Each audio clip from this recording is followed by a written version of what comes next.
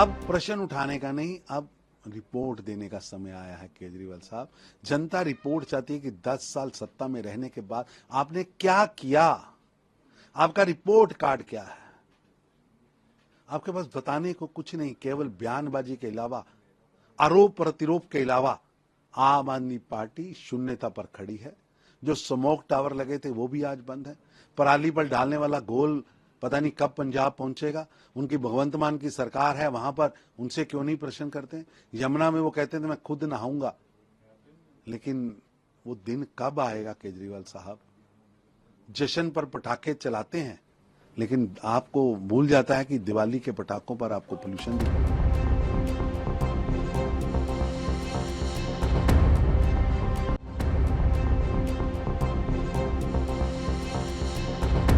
मौसम विभाग का जो अभी रिपोर्ट आई है उसके अनुसार दिल्ली के अंदर अब हवा की गति जो है वो कम हो रही है और टेम्परेचर जो है अब तेजी के साथ डाउन हो रहा है।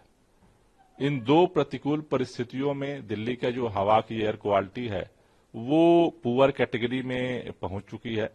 लेकिन दिल्ली में कुछ जगहों पे खासतौर से जो हॉट स्पॉट्स हैं, कुछ एरिया में प्रदूषण का स्तर पुअर कैटेगरी से भी ज्यादा देखा जा रहा है।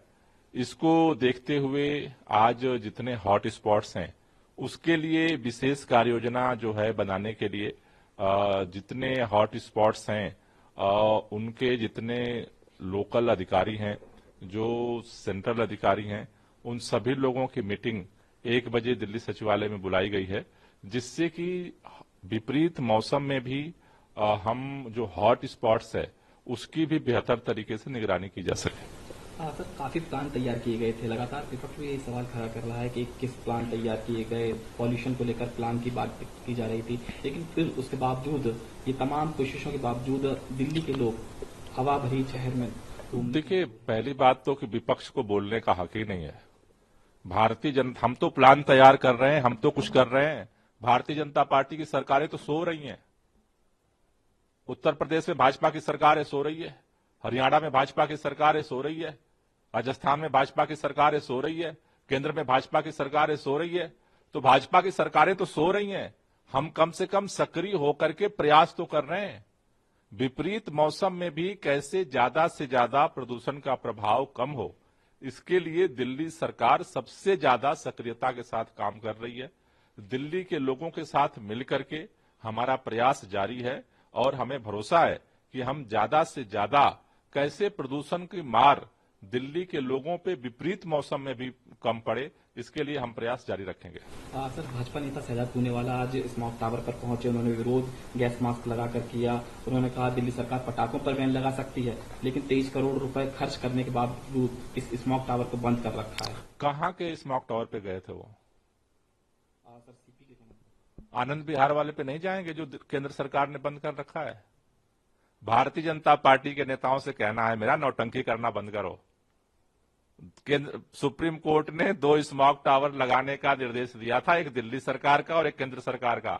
भाजपाइयों, एक बार जा करके जरा सा आनंद विहार का स्मॉग टावर जो तुमने लगाई है एक बार देख लो। दिल्ली की पर्यावरण का तो सत्यानाश चल रहा है।